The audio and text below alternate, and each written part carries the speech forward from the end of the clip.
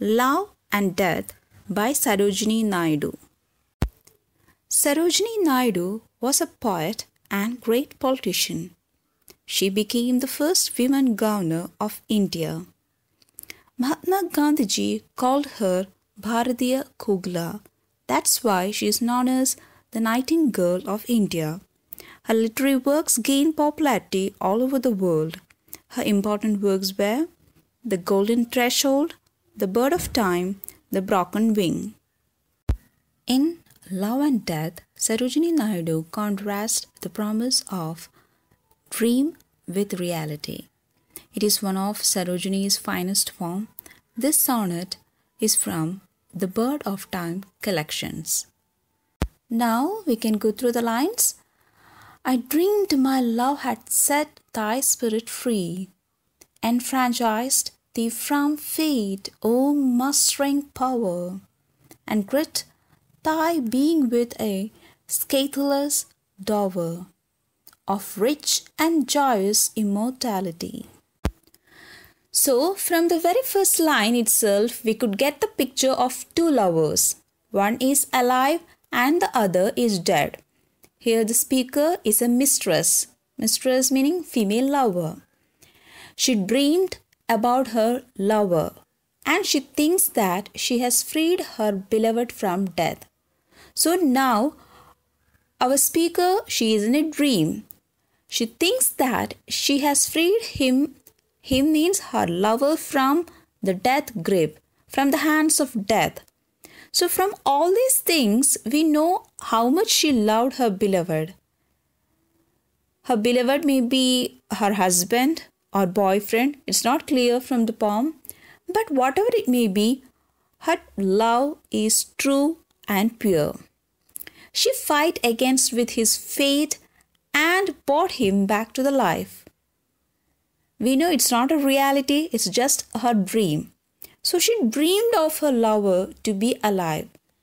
She also dreamed of bringing her beloved back to life by giving him the matchless dowry of immortality.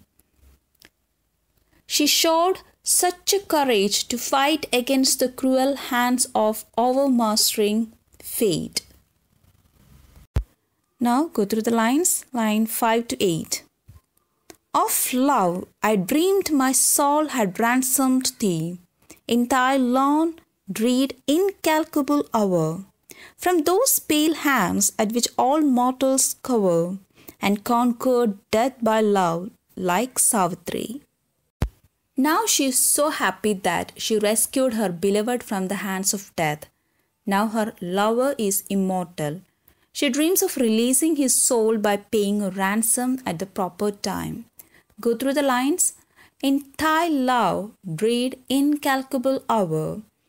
So at the right time, at the proper time, she was able to pay the ransom for releasing his soul. She pulled him back before the hands of death could touch her beloved. She showed the courage to bring back her beloved from the hands of death. She feels great for having conquered death by her love, like how Savitri brought her husband Satyavan back from death. Most of you have heard about the story of Satyavan and Savitri. Savitri decided to marry Satyavan. At that time, sage Narada Muni, predicted that Satyavan is destined to die within 1 year. Her father insists to choose another one as her husband, but she denied. Satyavan and Savitri got married and lived in a forest. One day, Yamadevan came and took the soul of Satyavan. Savitri was willing to follow her husband even to the realms of death. So she followed Yamadevan and requested him to give back the soul of her husband. She was a determined, learned, and with her wisdom, she defeated Yamadevan with her arguments and with a clearly worded boon. It is her iron will, her intellectual, and her quick wit that Yama honors when he gives Satyavan back. It was this single wifely virtue more than any other, that compelled the god of death to give back the soul of Satyavan in her demand. So now we can go through the lines from 9 to 14.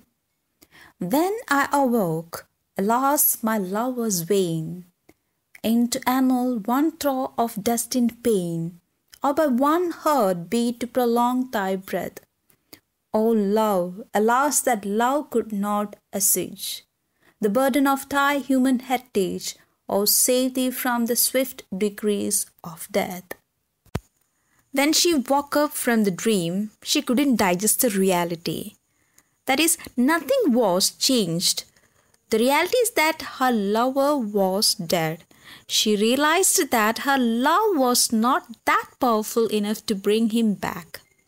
She couldn't rescue her lover from the pain of death, nor she couldn't prolong his heartbeat even by one breath. Her love has been unable to prevent the predestined pain, and also she couldn't prolong her lover's breath even by one heartbeat. Now, she thinks that her love was not enough to save him from death. Even though Savitri manages to win back life of her husband, dead husband, Satyavan, which shows that love could conquer everything, including death. This happens only in dream, maybe in Puranas or in stories, but not in reality. Here the female lover couldn't rescue her beloved from the clutches of death, even though her love towards her lover is from her bottom of her heart and soul. This poem is a sonnet from the Bird of the Time collection. It is in the form of Petrarchan with the rhyme scheme ABBA, ABBA, CC, DEED. So, there are 14 lines. We can divide this into two parts. The first 8 lines, octave, and the last 6 lines, sestet. So, the first 8 line, octave, depicts the efforts to save her beloved from pain and death by the power of her profound love have proved futile. In her dreams, she feels that she has conquered death by love, like Savitri. The last 6 lines sestet reveals that hard and cruel reality which forces the poet to accept that her love hasn't been able to mitigate the pain of her beloved. The theme of love and death figures most prominently in almost all the literary genres of all the languages. In this work, we could see a genuine expression of Sarojini's profound emotions.